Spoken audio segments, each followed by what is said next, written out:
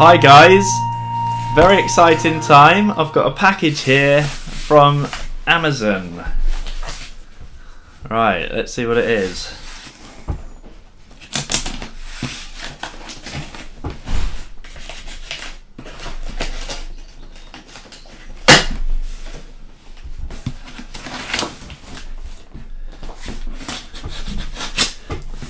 My birthday present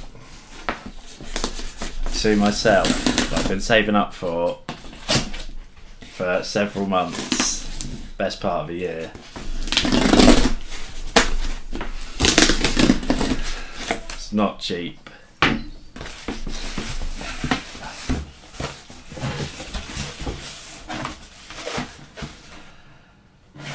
Boom! Hell yeah! The Aorus Xtreme GeForce RTX 2080ti. Where does it actually say 2080ti? At the top and on the side. Aorus, or Aorus as some people pronounce it. GeForce RTX 2080ti Xtreme, and it should be, yes, the Waterforce edition with all-in-one water cooling across the PCB. So just the 240mm radiator with the fans, and that's all you need. No fan on the actual card itself. Don't know if you can see that, but that's 7 video outputs, 3 HDMIs and 3 DPs, which is higher than the Founders Edition reference card that you get from Nvidia. Large copper plate and the Waterforce cooling system, and I've actually bought this as an upgrade for the same one but the 1080ti version. I'm currently using that, an Aorus 11 Gigabyte 1080ti. One of the things I am a little bit worried about is the installation, because with my 1080ti it has a 120mm fan over the rad, and you can quite easily just put it on the exhaust, so replacing the exhaust fan with the rad and the fan blowing the hot air out the back of the machine.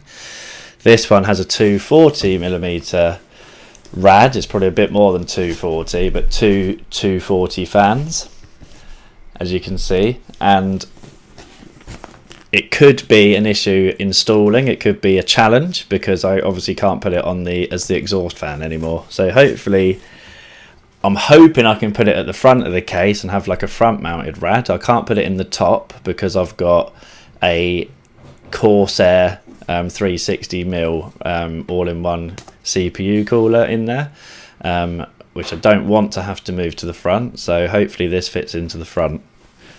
Otherwise, at this moment in time, I'm not really sure where I'm going to install it, so any ideas, let me know in the comments below.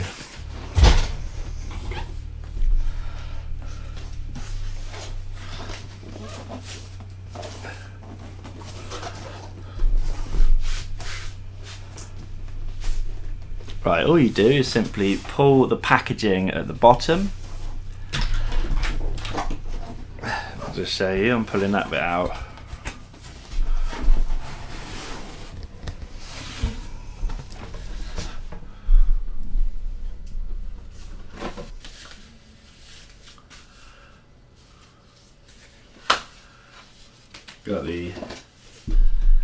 Got the instructions in here, and the Aorus Care 4-year warranty. Just need to register that to extend the standard warranty, which I think is 3 years. Some nice padding,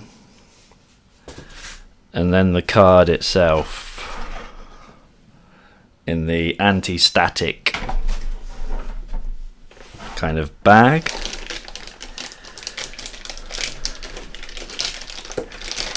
Now, how long is this cable? There's the graphics card, and there is the radiator and fans. Quite nice looking fans with the kind of air wingtip design.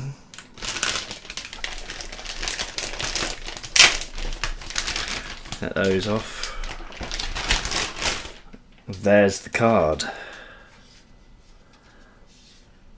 That is nice. Doesn't take up, compared to some of the ones with 3 fans on and a massive heatsink, which are like that thick, they take up 2 PCI like lanes. This is quite low profile, so it is good if I want to add another one later on and have SLI.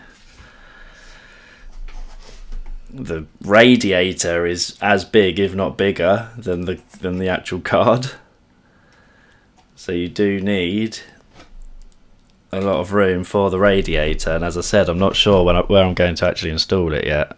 Hopefully I'll be able to put it in the front. So there you have it. There is the Aorus, I prefer to say, even though it's probably Aorus 2080 Ti Waterforce Edition with an all-in-one water cooler on it. It's actually, the radiator is really heavy. It's much heavier than the card.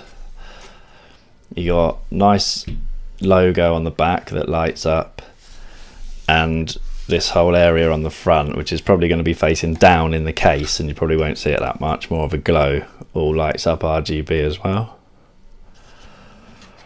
And then these fans are also RGB that light up. I'm going to be putting this into my system, which is all Aorus. I've got an Aorus Master Z390 motherboard with 32 gigs of G-Skill memory in there, overclocked to 3200 megahertz, and I've got an i9 9900K from Intel as the CPU, overclocked to 5 gigahertz across all 8 cores. So I've been doing all the testing on the 1080 Ti in that system. I'm going to replace it with the 2080 Ti, have the same settings everywhere, and purely look at how different the cards perform. So looking at temperatures and frame rates, I'm going to put this into my system and then do exactly the same benchmarks. There's loads of different games using the benchmarking tools, and then also things like Unigine, Furmark, and loads of other benchmarking tools that I found, so that we can get a really good idea of how this 2080 Ti performs compared to the 1080 Ti, and ultimately whether it was worth me spending the money on upgrading. So hopefully it is significantly better. I found there was a lack of videos out there that showed a straight comparison between these two Aorus water-cooled cards, the 1080 Ti and the 2080 Ti, so I thought I'll do it myself.